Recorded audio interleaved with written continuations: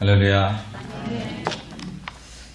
한 주간 딱 비었었는데 굉장히 오랫동안 재단을 비운 것 같은 그런 마음이 있습니다. 한국에 여러분 기도회사 잘 다녀왔고 오늘 또 제가 없는 동안에 또 박 목사님 모셔서 귀한 말씀 주신 것도 감사하고 또 여러분들이 각자 자기 자리를 잘 지켜주셔서 또 은혜의 시간들을 보내신 것을 먼저 감사를 드립니다. 오늘은 요한복음 강의 40번째 시간으로 선한 목자이신 예수님, 선한 목자이신 예수님 이런 제목으로 하나님의 말씀을 같이 나누도록 하겠습니다. 인터넷에서 이렇게 여러 가지 글을 이렇게 서치해 보면서 보니까 그 오너와 인플로이의 차이점, 즉 사업주 혹은 뭐 사장님 쉽게 말해서 거기와 또 일하시는 직원 혹은 고용인과의 어떤 차이점 이런 글들에 대해서 이제 비교가 있더라고요. 물론 이제 사장님 같은 고용인도 있고 또 고용인 같은 사장도 있고 다 사람마다 조금 다르긴 하겠지만 일반적으로 오너와 인플로이는 좀 이런 차이점이 있다 이런 얘기들을 이제 비교해 놓은 글들이 있었는데 그 오너는 즉 사장님은 아침에 눈 떠서 밤에 눈 감고 잘 때까지 늘 비즈니스 생각이 한시도 떠나지를 않는다는 거죠. 그러나 이제 직원 혹은 고용인은 인플로이는 저녁에 일을 마치면 일단은 이제 그 일들에서 좀 벗어나서 자기 생각도 하고 큰 부담을 갖지 않는 그런 차이점이 있다. 사장님이라고 계속 얘기하겠습니다. 쉽게. 사장님은 월급날이 왜 그렇게 빨리 오는지 모른대요. 근데 인플로이는 월급날이 너무 멀답니다. 왜 이렇게 돈 받을 날이 안 오는 거야. 그런데 사장님은 벌써 돈 줘야 되나 뭐 그런 차이점이 있다는 거죠. 인플로이는 일하기 싫으면 안 될 때는 그냥 사표 낼 생각을 하는 이거 사표 내고 말어 그럴 생각을 하지만 사장님은 어떠한 일에서도 문 닫을 생각을 쉽게 하지 못합니다. 쉽게 사표 낼 생각을 할 수 없는 차이점이 있다. 인플로이는 휴가나 또 이렇게 휴일을 즐길 수 있지만 오너들은 휴가를 가도 일 생각, 비즈니스 생각이 끊이질 않는 차이점이 있다. 인플로이는 서러우면 눈물을 흘리지만 이 사장님은 피눈물을 흘린다. 뭐 그런 얘기들이 있더라고요. 물론 정말 오너 같은 인플로이들도 많습니다. 내 일이 아니지만 내 일처럼 하시는 그런 건강하고 아름답게 사는 그런 고용인들도 많이 있고 또 뭐 사장님이 항상 옳은 것도 아니지만 또 틀린 것도 사람마다 다르겠지만 일반적인 차이점이 있다. 이 이야기를 드리는 말씀은 뭐냐면 내가 주인이냐 아니냐에 따라서 이 일에 대한 내 태도가 달라질 수 있다는 거예요. 이 일을 함에 있어서 이 일이 내가 책임자냐 아니면 고용된 사람이냐에 따라서 이 일을 하는 태도가 달라질 수 있다는 거죠. 여러분 사시는 집도 내 집인가 혹은 렌트해서 사는 거에 따라서 집을 좀 꾸민다든지 이런 게 달라질 수 있습니다. 제가 보니까 교회마저도 정말 내 교회 의식을 가지고 다닌 사람들이 교회를 대하는 태도와 그렇지 않고 그냥 언제든지 옮길 수 있다고 생각을 가지고 다니는 사람들이 대하는 교회에 대한 태도는 다르더라고요. 이게 다 다릅니다. 오늘 성경에 보면 두 종류의 목자 얘기가 나옵니다. 하나는 선한 목자고 하나는 사꾼 목자라고 합니다. 예수님께서 비유로 하신 말씀인데 당신을 가리켜 선한 목자라고 말씀하시면서 나는 선한 목자인데 사꾼 목자가 있다는 거예요. 사꾼 목자가. 그런데 차이점은 뭐냐면 사꾼 목자는 자기 양이 아니라는 거예요. 선한 목자인 나는 내 양이라는 거예요. 오너야 오너. 근데 사꾼 목자는 오너가 아니라는 거죠. 고용된 사람이라고 하는 것입니다. 우리가 이제 사꾼 목자라는 단어를 우리 한국말로 들을 때 일단 나쁜 의미로 듣습니다. 그렇죠? 저 사꾼 목자 같은, 저 사꾼 같은 이렇게 나쁜 의미로 우리가 많이 쓰여서 듣는데 실제로는 삭슬 받고 일하는 사람이죠. 그러니까 고용된 사람을 말하는 것입니다. 실제로 이스라엘에서 양들을 키우는 그런 목자들이 너무 양들이 많으면 사람을 고용한답니다. 사람을 고용해서 자기 양들을 이렇게 맡기는 거죠. 그 사람들이 사꾼 목자입니다. 그러니까 원래 그 의미대로 말하면 나쁜 의미 전에 삭슬 받고 일하는 사람들을 말합니다. 근데 그들과 그 주인 목자는 다르다는 거예요. 그 주인 목자가 일하는 양과 그 주인 목자가 관심을 갖는 양에 대한 관심과 이 삭슬 받고 일하는 삭군 목자가 일하는 것과 또 관심이 다를 수밖에 없다라는 것입니다. 실제로 그것을 그들이 가지고 있는 어떤 삭군 목자의 법을 만든 법이 있었다는데 이런 법까지 있었대요. 삭군 목자는 만약에 이리가 양들을 잡으러 이렇게 올 때 한 마리의 이리가 공격을 하면 반드시 그 한 마리의 이리로부터는 양을 지켜야 될 책임이 있답니다. 그런데 두 마리 이상의 이리가 공격을 하면 거기까지는 삭군 목자가 책임을 지지 않아도 된다라고 하는 그런 자기들의 법이 있었대요. 그 얘기는 삭군 목자의 한계를 그렇게 결정 지어주는 거죠. 근데 주인이 그렇겠습니까? 주인은 아니죠. 이리가 뭐 몇 마리가 달려들어도 자기 양들을 지켜야 된다. 어차피 삭군 목자는 주인 노릇을 할 수가 없다라고 하는 것이죠. 오늘 그런 점에서 예수님께서 나는 선한 목자다라고 말씀하신 것은 나는 주인 목자다 이런 얘기가 맞습니다. 당신이 선한 목자라는 얘기를 하시면서 비교해서 선한 목자와 반대되는 개념으로 삭군 목자가 있다. 근데 이 삭군 목자는 양들을 위해 목숨을 버리지도 않고 이리가 오면 도망간다 라고 이야기를 합니다. 왜? 주인이 아니니까. 주인이 아니니까. 우리가 양이라면, 저와 인생이 양이라면, 여러분들이 다 양이라면 오직 우리 인생의 주인은 오직 하나님 한 분밖에 없는 줄로 믿습니다. 그래서 그분께서 예수 그리스도를 이 땅에 보내시고 십자가에 죽게 하심으로 우리를 살리셨지요. 어떠한 도덕도, 어떠한 철학도, 어떠한 세상의 선한 법도 우리를 살리지는 못합니다. 도덕이나 법이나 훌륭한 철학자들이나 혹은 종교의 교주들도 우리에게 인생 사는 게 이게 나쁘다, 이게 좋다 얘기할 수는 있지만 사는 방법이 이래야 되지 않겠나라고 우리에게 권면할 수는 있지만 그러나 우리에게 생명을 대신 부여해 주지는 못합니다. 우리는 죽어지는 생명인데 이 죽어지는 생명을 위해서 대신 생명을 대신 주셔서 그 생명으로 다시 살게 하는 능력은 아무도 없다는 거예요. 왜? 우리 인생의 주인은 오직 한 분, 선한 목자 되신 주님밖에 없기 때문이라는 사실입니다. 그래서 나머지 사람들은 다 삭군 목자예요. 부처님 좋은 얘기 많이 하셨지요. 공자님 우리보다 도덕적으로 높으시겠지요. 세상에 많은 철학과 많은 교주들의 얘기도 어쩌면 평범한 우리들보다는 훨씬 더 높은 수준의 어떤 도덕을 가지고 살아갈런지는 모릅니다. 그러나 그럼에도 불구하고 그들은 우리를 위해 생명을 대신 줄 수는 없다는 거예요. 왜? 오너가 아니니까. 저 여러분의 인생의 주인이 아니니까. 오직 우리 인생의 주인이신 분은 한 분이신 예수님, 그분이기 때문에 오직 주님만이 우리에게 생명을 주실 수 있기 때문에 그래서 그분이 선한 목자다라고 하는 거예요. 여기서 선하다는 얘기는 참 착하시다, 마음씨가 곱다 이런 뜻이 아닙니다. 그런 뜻이 아니에요. 이 선한 것은 그 선한 것을 지켜낼 능력이 있는 사람만 선합니다. 자기의 선함을 처음부터 끝까지 올곧게 지켜낼 수 있는 분만 온전히 선한 거예요. 우린 가끔 선해요.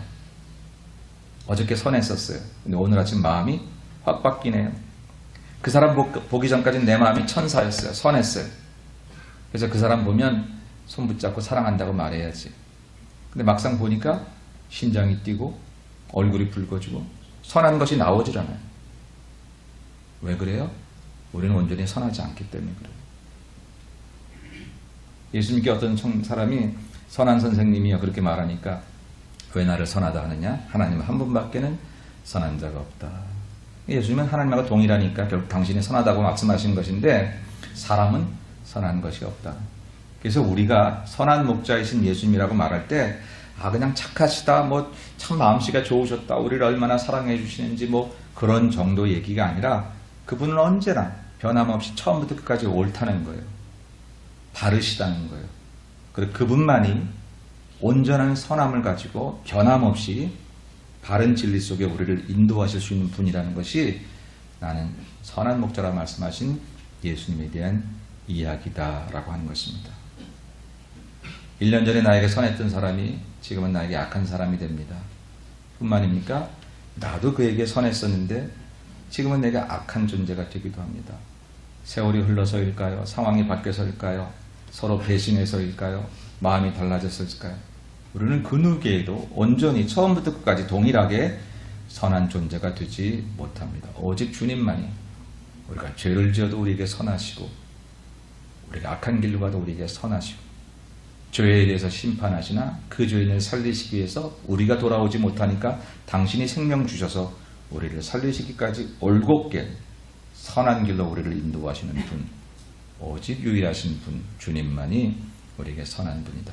그래서 주님은 나는 선한 목자다 이렇게 우리에게 말씀해 주고 계십니다.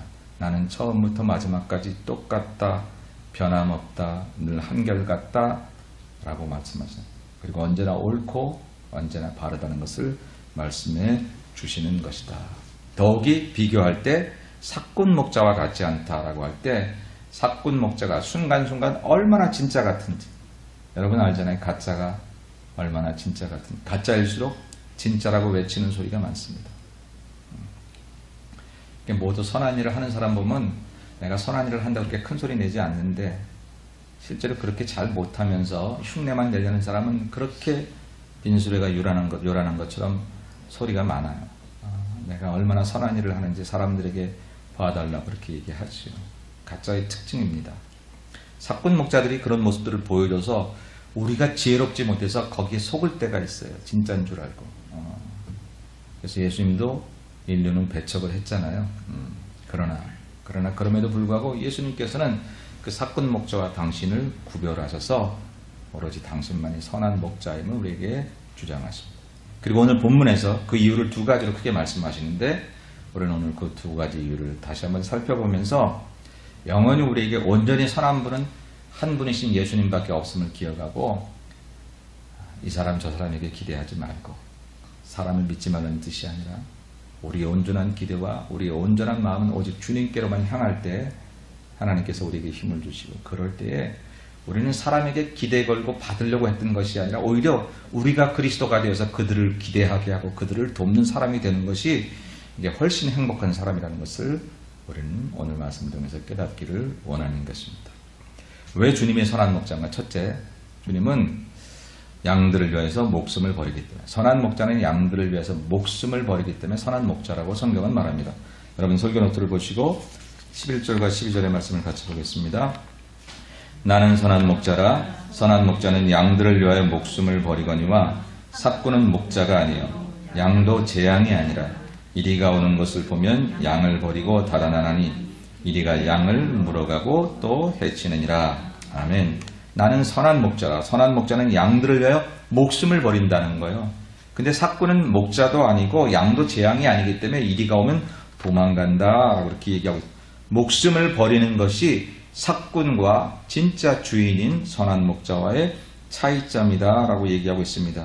계속해서 오늘 본문에서 보면 15절에 보면 아버지께서 나를 아시고 내가 아버지를 아는 것 같으니 나는 양을 위하여 목숨을 버린다 이렇게 말씀하시고 17절에도 보니까 내가 내 목숨을 버리는 것은 그것을 내가 다시 얻기 위함이니 이로 말미암아 아버지께서 나를 사랑하신다 라고 목숨 버리시는 얘기는 18절에도 보면 이를 내게서 빼앗는 자가 있는 것이 아니라 여기서 이를은 당신이 목숨을 버리시는 그 상황을 말합니다.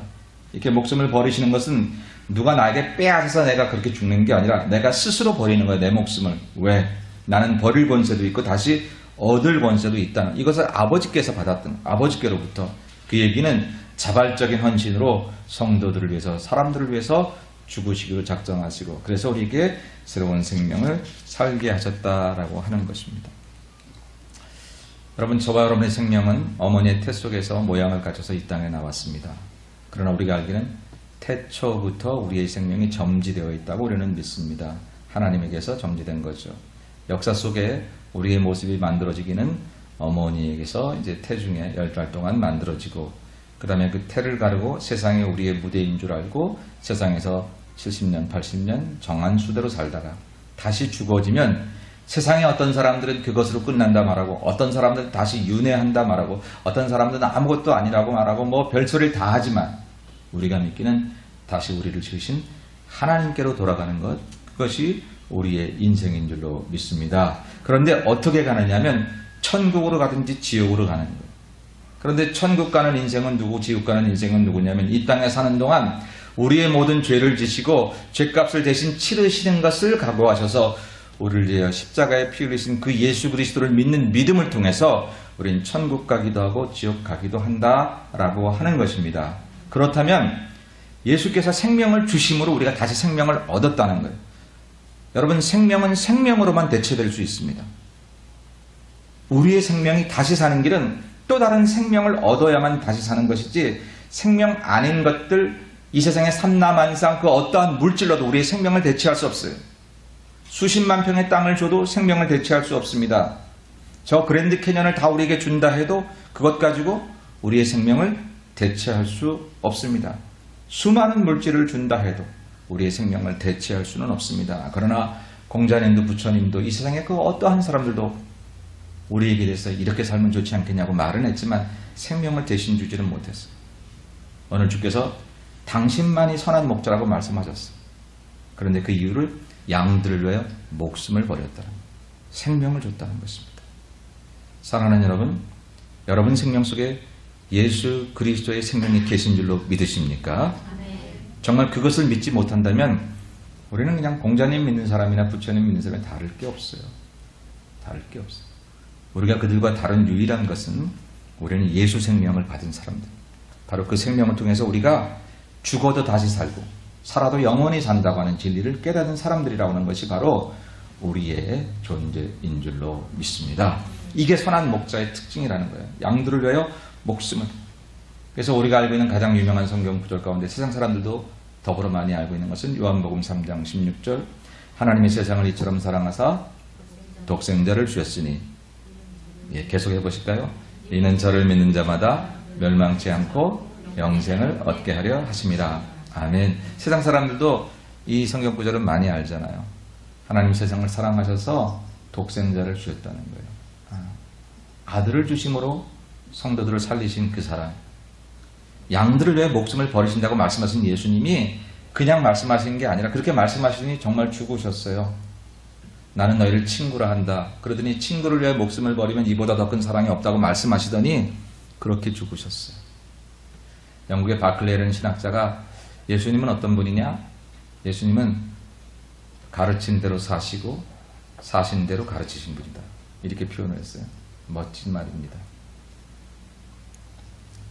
목숨 버리는 게 가장 큰 사랑이라 말씀하시더니 정말 목숨을 주셔서 우리를 살리신 그 사랑을 실천하셨죠. 누가 할 수 있을까요? 예수님 외에는 없습니다. 그래서 예수님만이 유일하게 선한 목자가 되시는 것입니다. 사도 바울은 이제 이 얘기를 이렇게 표현합니다. 여러분 설교노트를 보시고 로마서 8장 32절의 말씀을 같이 보죠. 자기 아들을 아끼지 아니하시고 우리 모든 사람을 위하여 내주시니가 어찌 그 아들과 함께 모든 것을 우리에게 주시지 아니하겠느냐. 아멘. 하나님께서 독생자 외아들을 아끼지 아니하여 주셨다는 거예요. 그런데 아들 주시니가 어찌 그 외의 모든 것들을 안 주시겠느냐라고 하는 것이죠. 저와 여러분을 위해서 생명을 주셨는데 생명 외의 것 달라는데 하나님이 어찌 안 주시겠느냐라고 하는, 가장 귀한 거 주셨는데. 근데 여러분, 우리는 가끔씩 그럼에도 불구하고 늘 갈급하잖아요. 늘 우리는 결핍되어 있고 부족하잖아요. 왜 그렇지요? 첫째는 구하지 않았고요. 둘째는 주셨는데 몰라서 그래요. 여러분 구하십시오. 지금 여러분에게 가장 필요한 게 무엇입니까?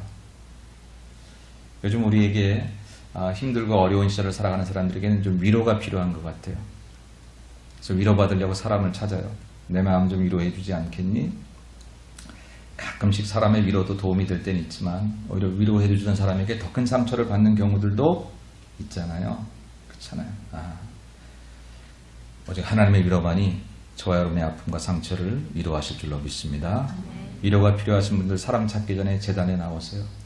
하나님께 엎드려 간구하시며 기도하세요. 하나님, 저 사람이 나를 속상하게 하고 저 사람이 나를 힘들게 했어요. 아파요. 사람에게 말하지 말고 하나님께로 오세요. 좋으신 선하신 하나님께서 여러분을 충분히 위로하시고 위로하실 뿐만 아니라 새 힘을 주셔서 넉넉히 살아갈 수 있도록 만들어 주실 줄로 믿습니다. 소망이 필요하십니까? 예수님이 소망입니다.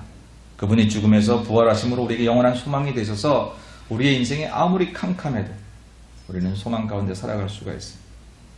인류가 2차 대전을 겪고 나서 독일의 히틀러가 가스실에서 600만의 유대인을 이게 지금 우리가 알고 있는 그냥 숫자적인 역사적인 사실을 생각하니까 쉽지만 생각해 보세요. 6천 명을 죽였다 해도 뭐 난리는 600만 명을 죽였다. 그 이후로 인류의 신학계에서 이런 질문을 던졌습니다. 이래도 하나님이 살아계신가? 600만 명의 무고한 그런 목숨이 저 독재자 한 사람에 의해서 이렇게 죽어가도 하나님은 여전히 살아계신가? 그래서 그때 나온 신학 중에 하나가 신죽음의 신학이라는 신학이 유행신학으로 나왔어요. 니체가 신은 죽었다고 말하더니 신죽음의 신학, 신은 더 이상 존재하지 않는다. 그게 1945년 2차 대전을 경험한 인류의 부르짖음이었습니다. 그러나 역시 그것으로 끝나지 않았습니다. 하나님은 그런 중에도 여전히 이 인류 가운데 역사하셨어요. 그래서 그 이후로 독일의 몰트만이라는 사람이 희망의 신학이라는 책을 썼어요. 인류의 죄악이 극에 달해서 사람이 사람을 죽이고 마치 하나님이 안 계신 것처럼 포악한 그런 독재 정치 혹은 어떤 암울한 그런 시기가 온다 할지라도 그래도 여전히 하나님은 살아계시고 그 하나님 때문에 인류는 결국 선한 길로 가게 될 것이라고. 우리보다 앞서가시면서 우리에게 더 좋은 길을 인도하시는 그 하나님을 마치 떠있는 무지개처럼 우리가 희망할 때에 인류는 여전히 희망이 있다라고 하는 그런 희망의 신학을 이야기를 했죠. 혹시 암울하고 힘들고 어려운 길을 걸어가시는 분이 있습니까? 앞길이 잘 보이지 않고 캄캄하고 큰일 났네, 어떻게 하면 좋을까? 여러 가지 암담한 마음을 가지고 계신 분이 계십니까? 상황을 보지 말고 형편을 보지 말고 눈을 들어 우리 주님을 보십시다. 여전히 우리에게 영원한 무지개가 되셔서 우리에게 영원한 희망이 되시고 우리가 생각하지 못했던 방법으로 우리의 인생을 역전시키실 그 좋으신 주님, 바로 그분이 여러분의 선한 목자이심을 기억하시기를 주의 이름으로 축원합니다. 여전히 우리의 소망이시죠. 물질이 필요하십니까? 물질을 달라고 구하십시오. 구했는데요. 저명 구했는데 하나님 안 주시네요. 글쎄 안 주셨나요? 돌아보니까 우리에게 주셨지요. 아까 영상 보셨지요? 그 필리핀의 깜덴 공동체는 공동체 자체가 빈민 공동체입니다. 우리가 도미니카 선교하는데 거기도 빈민 사역을 하고 있고 사실 미국에서 빈민도 있죠. 근데 워낙 못 사는 나라에서 또 빈민이니까 얼마나 더 어려운 지열입니까? 근데 하나님께서 그들에게도 물질을 주셨잖아요. 나눈다 그랬잖아요. 나눈다. 제가 친구니까 이제 그런 얘기를 자주 들었었는데 처음 선교지에 가서 이제 선교 사역을 할 때 열심히 한국에서 뭔가 퍼다 날랐어요. 한국 교회들을 부탁해서 옷도 갖다 주고 신발도 갖다 주고. 근데 사람들이 변하지 않는 거예요. 그리고 오히려 더 달라고 하는 거예요. 줘도 감사가 없어요. 언제부턴가 그게 아니라고 생각하고 주는 공급을 끊었습니다. 그리고 얘기했대요. 우리들도 줄 수 있다. 받으려고만 하지 말고 우리도 줄 수 있다. 처음엔 그게 먹히질 않았다는 거예요. 그래서 그들이 그렇게 얘기했더니 선교사님에서 다른 선교사들은 다 갖다 주는데 당신은 왜 안 가? 한국으로 돌아가라고 그랬대요. 당신 같은 선교사는 필요 없다. 선교지 보면요, 예를 들어 좀 악해진 사람들도 있어요. 선교사들을 봉으로 알고, 특별히 한국 선교사들은 한국 교회가 많이 돕잖아요, 물질로. 그래서 아주 그 한국 선교사들을 이렇게 찾아다니면서 이렇게 도움을 받으려는 사람들이 있다는 거죠. 근데 홍 선교사님이 하나님께 기도하면서 이제 우리들도 도울 수 있다. 우리들도 축복을 받은 사람이다. 라고 얘기해요. 처음에는 씨도 안 먹겠지만. 그래서 시작한 첫 번째 운동이 11조 운동이었답니다. 11조 운동. 그래서 11조를 시작하게. 뭐 버는 것 가지고도 턱없이 모자라면 그들이 11조를 하기 시작을 하고, 그리고 아까 보았듯이 매주일 쌀들을 모아 갖고 옵니다. 자기 먹을 것들도 모자라는 사람인데 가져와서 주일날 예배를 마치면 오후에 그 쌀들을 들고 또 다른 빈민들을 찾아가서 나눠주는 거예요. 근데 놀라운 일이 생겼어요. 창고의 곡식이 더 많이 늘어났다는 게 아니라 이들이 행복해지기 시작했다. 우리도 베풀 수 있구나. 우리도 가진 게 있구나. 우리도 나눌 수 있구나. 받아도 행복하지 않았던 사람들. 받아도 모자란다고 아우성되던 그 사람들. 근데 있는 것 가지고 나누기 시작하면서 스스로 행복해지기 시작했다. 얼굴이 밝아지고 기쁘고 감사하고 더 주려고 하고 내가 좀 덜 먹으려고 하고 가진 사람들의 눈에 보면 아무것도 아니에요. 그까짓 것 저까짓 것 이럴 것, 근데 그것 가지고 그들은 그렇게 인생이 달라진다. 물질이 필요하십니까? 하나님께 구하세요. 우리가 그렇게 아름답게 우리 물질을 사용할 수 있는 그릇들이 된다면 하나님은 주실 거예요. 우리가 쓸 계획이 없어요. 그냥 내가 받을 생각만 하지요. 많이 가져서 가지면 행복할 거라는 생각만 하고 있죠. 근데 성경은 가진다고 행복하다고 말하지 않아요. 가진 것이 잘못된 거 아니고 부한 것이 잘못된 건 아니지만 부하다고 가졌다고 행복할 거다? 그게 하나님 뜻이라고 얘기하고 있지는 않다라는 거예요. 어떤 이는 가짐으로 하나님의 뜻을 이룰 수 있는 사람도 있지만 어떤 이는 안 가진 채로 하나님의 뜻을 이루고 행복할 수 있다라는 거죠. 문제는 가졌든지 못 가졌든지 하나님께서 모든 것을 공급하시고 내게 주신 것으로 지금 감사하고 만족할 수 있는 삶을 살 수 있는 영적 그릇들이 준비되어야 한다는 거예요. 우리가 그런 모습들로 하나님께 서면 필요할 때 주신다는 거죠. 근데 그런 모습들은 없고 받으려고만 하니까, 안 받은 것만 자꾸 생각을 하니까, 그러니까 아들을 아끼지 않고 주시니까 모든 것을 주시지 않겠냐고 성경 말씀이 있어도 우리가 그 말씀에 해당이 안 돼요. 해당이 안 됩니다. 아들을 주신 분의 마음을 알아야 될 거 아니에요. 우리 생명 살리시고 우리가 더 바른 하나님의 사람 되기를 원하시는데 하나님의 사람으로 빛과 같이 살 그런 계획들은 없으면서 그냥 자꾸 이렇게 채워지려고만 하니까, 받으려고만 하니까 하나님 유보하시거나 연기하시거나 차라리 그거 주었다가 잘못될까 봐 안 주실 수도 있는 거죠. 제가 그런 생각이 들었어요. 만일 저 빈민촌에 있는 사람들이 저렇게 없을 때 남을 나눠주는 그 훈련을 받지 않고 갑자기 졸부가 되었다. 어땠을까? 여러분 어땠을까요? 절대 안 나눠줬을 거예요. 갑작스러운 부 때문에, 좀 표현을 죄송합니다, 띵까띵까 막 놀러다니고 쓰고 그러다가 폭삭 또 망할지도 몰랍니다. 없을 때는 불편하긴 했지만 죄를 안 지을 수 있었는데 갑자기 있어지면 죄 지을 확률들이 많습니다. 그런 어려움들을 겪을 확률들이 많아진다는 것이죠. 그러니까 저렇게 어려울 때 나누는 그 훈련이 저들이 물질을 풍성하게 받을 수 있는 준비 그릇이 된다는 거예요. 저와 여러분에게 만일 그런 준비가 있다면 하나님 왜 안 주시겠습니까? 아들까지 주셨는데, 생명 다 주셨는데, 물질 우리에겐 크지만 하나님에게는 아무것도 아닌데 왜 안 주시겠습니까? 필요하면 주실 것이고 또 안 주셔도 행복할 수 있다면 우리에게 안 주실 수 있어요. 성경은 결코 우리가 예수 믿는 목적이 물질의 부가 있어야 된다, 그거 목적은 아닙니다. 큰 부가 주의 영광을 드러낼 수 있을 때 그렇게 주시기도 하고 그것을 살 수는 있지만 그것 자체가 목적은 아니잖아요. 목적은 아니라고요. 그러니까 여러분 부하든지 가난하든지 우리의 삶이 하나님께 영광을 돌릴 수 있는 올곧은 그런 믿음이 되면 선한 목자 되신 예수께서 아무개에게는 좀 풍성하게 줘야 그를 통해서 그냥 강물처럼 사람들에게 이게 이렇게 흩어지겠구나, 통로가 되겠구나, 그러면 주시겠으나 아무개는 줬다가는 꽉 막히겠구나, 체증이 일어나 오히려 그 물질이 그에게 독이 될 수 있고, 그러면 우리 생명을 살리기 위해서라도 물질을 안 주시겠죠. 물질이 필요하시면 하나님께 구하시되 지금 못 받았다 생각하면 구하지 않았나 보고, 두 번째는 구한 것이 잘못 구한 것은 아닌가 보셔야 됩니다. 그리고 세 번째는 주신 것을 감사하시고 주신 것에서 하나님께 드리고 이웃에게 나누기 시작하시면 하나님께서 내 전대에 구멍 날까봐 아무개는 어떻게 주기만 하면 갖다 퍼주냐, 그래서 하나님께서 그냥 우리를 메꿔주시느라고 정신없을 정도로 풍성하게 해주실 줄로 믿습니다. 왜냐하면 아들을 아끼지 않고 주시니기 때문에. 아들을 아끼지 아니하시고 우리 모든 사람을 떼주시니까 어찌 그 아들과 함께 모든 것을 우리에게 주시지 아니하겠냐고 사도 바울이 간곡히 얘기했던 그 말씀. 예수님 말씀하시기를 나는 양들을 위해 목숨을 버린다고 말씀. 목숨 주시니까 어디 딴 거 안 주시겠냐라고 하는 것이지요. 주께서 우리가 선한 목자가 되시는 까닭은 목숨을 주셨기 때문입니다. 세상 그 어떠한 사람도 생명을 주신 분은 없습니다. 여러분 혹 어디서 훌륭한 말씀 하던데요, 어디서 참 좋은 얘기 하던데요, 현혹되지 마십시오. 좋은 얘기, 훌륭한 얘기 다 부질없습니다. 생명을 주시지 못하는 종교는 참 종교가 아니며 생명이 없는 종교는 그건 진짜 종교가 아닙니다.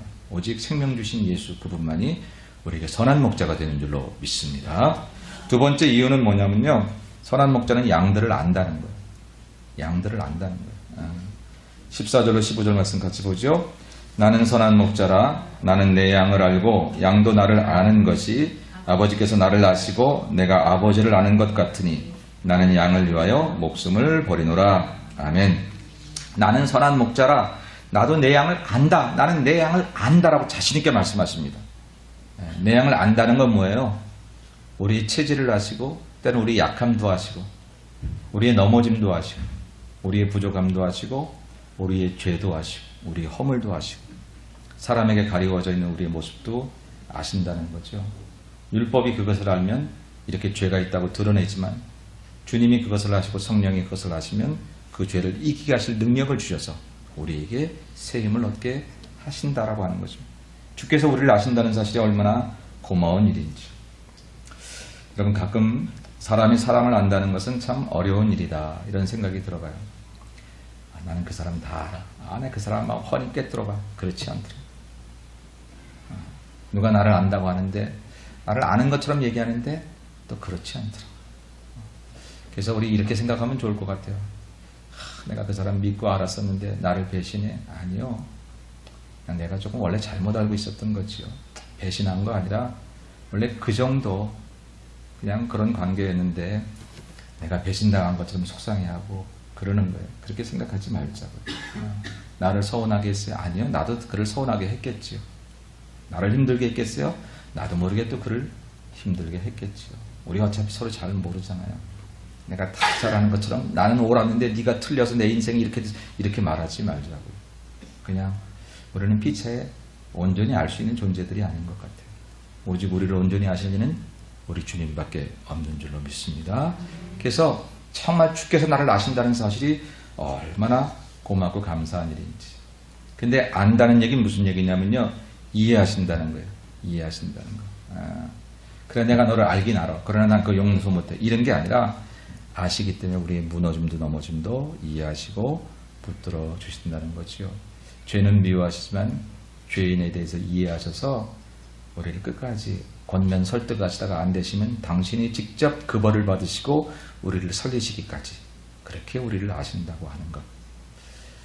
하나님이 우리를 아신다는 것이 성경 곳곳에 나와 있지만 시편 139편은 참 아름답게 하나님 우리를 아시는 모습을 얘기하고 있는데 너무 길어서 제가 1절부터 4절까지만 기록했지만 읽으시고 나중에 한번 쭉 139편을 읽어보시기 바랍니다. 같이 읽습니다. 여호와여 주께서 나를 살펴보셨으므로 나를 아시나이다.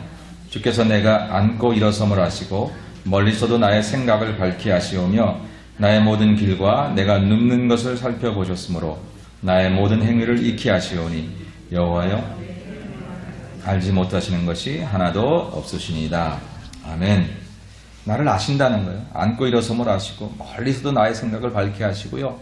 계속해서 읽어보면 저 깊은 바닷속에 들어가도 하나님 나를 아시고 거기까지 계시고 하늘 위에 올라갈 때도 거기 계시고 나를 아신다는 거죠.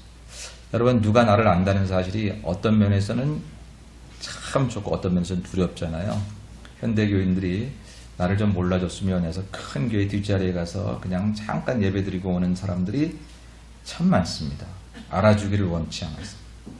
작은 교회 이렇게 다니기 힘들어하는 사람들도 우리 교회는 이제 이렇게 뭡니까 예배를 드리고 마을 모임을 하면 묵상을 하잖아요. 근데 그 묵상을 참 불편해하시는 분들이 가끔 계세요. 왜? 나를 얘기해야 되니까. 나를 알아주는 게 싫거든. 나를 좀 몰라줬으면 좋겠어 그냥.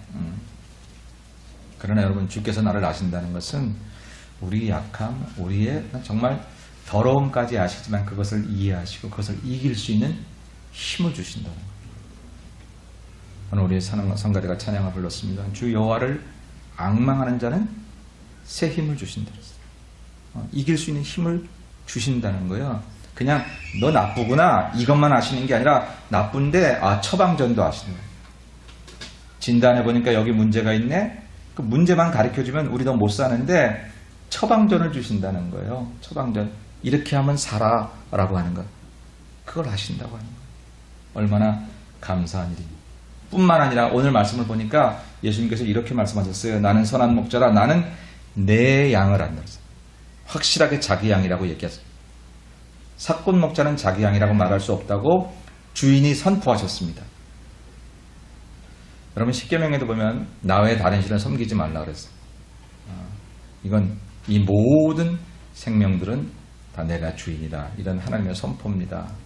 괜히 다른 종교나 종교학자들이 야 기독교 배타적 지들만 잘났냐 그러는데 우리가 잘난 게 아니라 하나님이 오직 우리의 유일하신 주님이기 때문에 그렇게 얘기를 합니다. 오직 예수님만이 내 양이라고 말할 수 있어요. 공자님도 부처님도 이 세상 그 어떤 훌륭한 사람도 우리를 자기 양이라고 말할 수 없어요. 인생 사는 게 어떨지라고 얘기해 볼 수는 있지만 그것 가지고 되지도 않고요. 오늘 그런 점에서 내 양을 철저하게 아시고 지키시길 원하시는 그런 분이 바로 우리의 선한 목자가 되신다라고 하는 것입니다. 여러분, 사람은요 소속감이 없으면 안 돼요. 에릭 프롬이라는 사람이 쓴 책 가운데 아주 우리에게 잘 알려진 유명한 책이 뭡니까? 자유로부터의 도피. 아니, 구속으로부터의 도피가 아니라 자유를 줬는데 자유로부터의 도피라는 거예요. 그 책의 내용을 간단히 말하면 마틴 루터 이후 인류는 스스로 책임을 질 수 있는 그런 존재로 이렇게 가야 된다는 거예요. 하나님 앞에 어떤 율법이나 계명이나 아니라 스스로 믿음으로. 그런데 무언가 구속되고 무언가 소속되고 무언가 이렇게 얽매여 살았던 인류는 그런 자유가 주어지니까 오히려 스스로 책임을 무거워하는 거예요. 스스로 책임지기를 힘들어하는 거예요. 여러분, 우리가 어떤 일을 할 때도 나 그 책임 못 져. 나 책임 못 져. 내가 뒷따라만 갈 테니까 책임은 다 당신이죠. 이렇게 얘기하잖아요. 사건 목자는 책임 안 지잖아요. 그래서 오히려 근대인들은 자유로부터 도피하길 원한다. 자유를 주었더니 그 자유를 감당 못한다라고 하는 것이죠. 힘들어서 못하는 거예요. 그렇습니다, 여러분. 사람들은 어딘가 소속이 되고 싶어요. 소속이 되고 싶어요. 근데 오늘 예수님께서 나는 내 양을 안다라고 말씀합니다. 다른 말로 바꾸면 너희들은 내 소속이다. 주님 말씀하셨습니다. 너는 내 것이다. 물 가운데로 지날 때에도 그 물이 너를 침몰치 못하게 할 것이고 불 가운데로 지날 때에도 그 불꽃이 너를 사르지도 못하게 할 것이다. 왜? 너는 내 것이기 때문이다 라고 하는 것이죠. 여기 길을 건너는 아이들이 많을 때 우리가 쳐다봅니다. 저렇게 건너면 안 되는데 저 위험하겠네? 쳐다보지요. 근데 거기에 내 아이가 있으면 뛰어갑니다. 왜? 내 것이기 때문에. 내 아이가 건널 때 내가 뛰어가서 그 아이의 손목을 잡아서라도 그 위험 속에서 구해내려고 하죠. 불이 났습니다. 많은 사람이 불 구경을 합니다. 근데 누군가 그 불난 곳으로 뛰어갑니다. 그 집 주인이지. 내 것이기 때문에 그렇다는 거죠. 오직 하나님만이 내 양을, 당신의 양이기 때문에 내 양을 위해서 목숨도 버리시고 우리를 아셔서 자기 양을 철저하게 책임지시는 그런 은혜가 주께 있고 그 주님의 은혜를 통해서 우리는 다시 주님 앞에 돌아가는 날까지 그분의 보호하심을 받고 살아가는 것이 우리의 인생길이다라고 하는 것입니다. 그래서 이 말을 우리가 위로를 받을 때는 아무리 어두워도 빛 대신 주님을 바라보게 될 것이고 아무리 힘들어도 힘이 되시고 능력자 되시는 주님을 바라보게 될 것이고 다윗의 고백에 의하면 천만이 나를 둘러싸친다 해도 하나님은 내 방패가 되시고 내 산성이 되시고 요새가 되셔서 나를 보호하실 것이다 라는 믿음으로 살아갈 수 있게 된다는 것입니다. 왜? 우리가 그분의 것이기 때문에. 사랑하는 여러분, 저와 여러분은 홀로 가는 인생길이 아닌 것을 기억하십시오. 때로는 남편도 나를 위로하지 못하고 때로는 내 자식도 나를 돕지 못해도 세상 어떤 사람도 나를 돕지 못한다고 한탄할 것 전혀 없습니다. 원래 그런 겁니다. 그러나 그것으로 끝나지 않고 주님이 우리를 온전히 돌보시고 책임지시고 온전케 하심으로 너는 내 양이고 나는 너를 지키는 선한 목자라고 말씀하시는 그 음성을 오늘도 들으시고 다시 한번 여러분의 인생길 앞에 담대하게 서셔서 그저 목자 되신 주님만 바라보면 철저하게 보호받고 지켜지고 이 어떠한 어려움도 어떠한 일이 속에서도 사건 목자의 위험 속에서도 우리가 보호받고 살게 됨을 믿음으로 고백하시고 오늘 선한 목자이신 주님을 다시 한번 바라보고 우리의 길을 걸어가는 저와 여러분들이 되시기를 주님의 이름으로 간절히 축원합니다. 기도하겠습니다. 거룩하신 하나님, 살면서 우리 힘으로 살 수 있을 거라고 생각할 때가 많았습니다. 내가 노력해서 된 일도 많았다고 생각했습니다. 돌아보면 주님이 아니면 우리가 지켜지지도 못하고 도움받지도 못하는 인생길을 살았는데 부족하게 그렇게 살았던 것을 용서해 주시고 하나님, 오직 선한 목자이신 온전하신 주님만 다시 바라볼 수 있는 저희 모두가 될 수 있도록 주님 은혜를 베풀어 주옵소서. 예수님의 이름으로 기도 올리옵나이다. 아멘.